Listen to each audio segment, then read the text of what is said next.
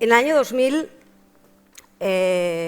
durante uno de mis primeros reportajes en España, fotografié 2 desembarcos en las costas de Tarifa. En aquel entonces, la ruta del Estrecho estaba muy transitada y era un punto caliente de llegada.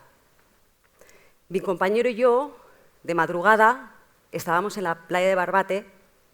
Por aquel entonces todavía se podían fotografiar los desembarcos de cerca y ser testigo de lo que ocurría en directo. Hoy en día es casi imposible porque hay muchísimas restricciones policiales para la prensa, evidentemente porque no les interesa.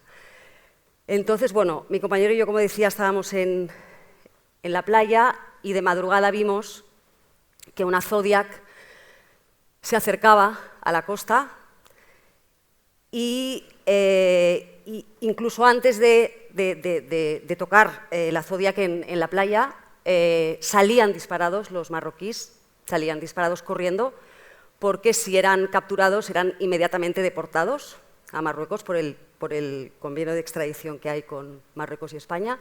En cambio, las personas africanas se desplomaban en la arena, exhaustas del viaje y con muchos signos de hipotermia. Entonces, una de estas personas, hoy, bueno, podía haber sido Ousmane, él os contará su historia, pero no puedo dejar de mencionarlo. Al poco tiempo llegó la Guardia Civil y la Cruz Roja para atender a las personas y yo me quedé muy impresionada por la cantidad de mujeres que había. Y entonces yo no vivía en España en aquella época y entonces no, digo, ¿qué hacen? Total que le pregunté a ese guardia civil que veis ahí, le pregunté, oye, ¿y estas mujeres una vez llegan a España, qué hacen? Y me dijo, estas son putas y acaban en la casa de campo. Esta frase me atravesó totalmente, ya no solo por la frialdad, la violencia con la que las describía, sino también en el estado en el que estaban ellas, ¿no? Y ahora con el tiempo me doy cuenta que esa escena realmente marcó una carrera que he dedicado a la denuncia de la violencia sexual en mujeres y niños, tanto en países del norte como del sur global. Unos meses después visité mi ciudad, Barcelona, y entonces me encontré con unas ramblas repletas de siluetas negras. Algo que también me chocó muchísimo, y entonces empecé a tirar del hilo. Empecé a investigar, a contrastar, a documentarme, y entonces descubrí que todas esas mujeres venían del mismo lugar de Nigeria, de Edo State, y que detrás de todo eso había una red de tráfico, de explotación sexual. Bueno, me costaba creer que una sola zona pudiera generar tal volumen de mujeres por toda Europa. Total que viajé a Edo State, al sur de Nigeria, que es uno de los estados, bueno, uno de tantos, pero un estado muy, muy pobre y también uno de los más explotados. En Edo State entendí que no hay tráfico sin pobreza, pero tampoco hay pobreza sin historia. No se puede entender la trata de personas sin el colonialismo y sin el imaginario sexual y racial que ha perdurado durante siglos en nuestro legado, ¿no? Me parecía muy fuerte que ese puerto que había, desde donde habían salido los esclavos hacía siglos, ahora salieran mujeres para ser también traficadas. Cosa que, bueno, quiere decir que el colonialismo en realidad, perdón, que la esclavitud en realidad no se ha erradicado, sino que simplemente se ha transformado.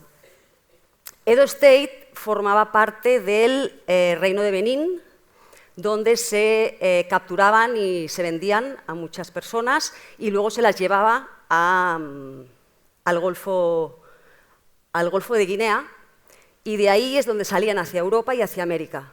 Es lo que se llamaba el comercio triangular, que empezaron los portugueses en el siglo XIV y luego continuaron, y se intensificó muchísimo, continuaron los españoles, los ingleses, los holandeses, los franceses, hasta el siglo XIX.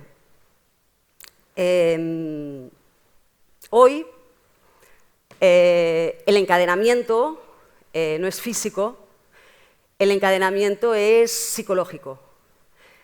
Estas mujeres están psicológicamente atrapadas porque antes de realizar el viaje les hacen unos rituales que pertenecen a su cultura tradicional, que está muy arraigada, es la cultura animista en Nigeria, donde hacen un pacto con un sacerdote y a veces les dan unas pequeñas partes de un poco de pelo, un poco de uña, y entonces esto las mantiene atrapadas hasta que cumplan su misión en Europa. Esto lo entendí de verdad en de mis trabajos que hice con ellas en París, cuando conocí a Joy. Joy llevaba trabajando años para pagar su deuda. Ella me decía que ella no creía para nada en el vudú ni en esas religiones ancestrales de su país. Ella era una creyente evangelista, pertenecía a una iglesia pentecostal, iba cada domingo a misa. Entonces un día le dije: oye, Joy, a ver, llevas años trabajando, pagando, ¿tú no crees que ya has pagado tu viaje? Y entonces me miró con unos ojos con bastante terror y me dijo: no, I believe in Jesus, yo creo en Jesús, but the power of yuyu, el poder del yuyu, que es este ritual, puede matarme. Ahí me di cuenta que el control psicológico es real. Total que, estas mujeres dejan atrás la pobreza y quedan atrapadas en un círculo de violencia sexual y psicológica durante años, ya que las deudas que tienen que pagar pueden llegar a los 60.000 euros. ¿Quién se beneficia, de todo esto? Evidentemente se benefician los clientes, porque trabajan a muy poco precio, son explotadas al máximo. Se benefician los traficantes también. Según Europol, una red mediana de tráfico nigeriana que lleve como a 20 mujeres más o menos puede generar 1 millón de euros al año. Pero también se benefician quienes deberían impedirlo y no lo hacen, como los gobiernos, los sistemas judiciales y las instituciones. Porque esta violencia no ocurre al margen del sistema, ocurre dentro de él. La pobreza estructural no es un error del sistema capitalista, es su base. Y la violencia sexual no persiste por falta de recursos, sino que persiste por falta de voluntad. Unos años, muchos más años más tarde, de haber documentado y trabajado en este reportaje, estaba en Barcelona y estaba cruzando las Ramblas después de cenar con unos amigos y vino corriendo Rose, una de las chicas que había fotografiado en Barcelona, y súper contenta de verme, me abrazó y yo me quedé bastante en shock de ver que seguía en la calle y también bastante decepcionada, de que después de que mi trabajo hubiera sido galardonado, publicado por todo el mundo, expuesto en las Naciones Unidas, etcétera, etcétera, nada había cambiado. Pero de todas maneras,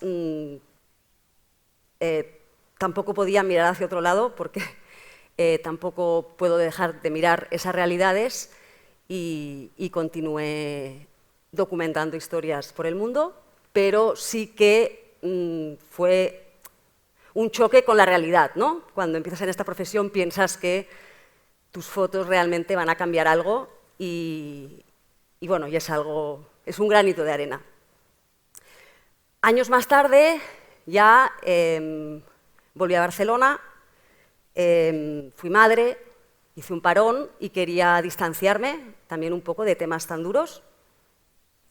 Pero al poco tiempo me encargaron un reportaje en un centro del Raval de Barcelona que ayuda a mujeres que sufren violencias múltiples y transversales. Entonces, de alguna manera, otra vez esas historias me estaban encontrando. Pero esta vez el gesto era el mismo, de fotografiar, la conciencia también, pero esta vez lo hacía desde dentro. Estas mujeres vivían en mi ciudad y hablaban mi idioma, como es el caso de Meg. A ella le encantaba que la fotografiara con su perra.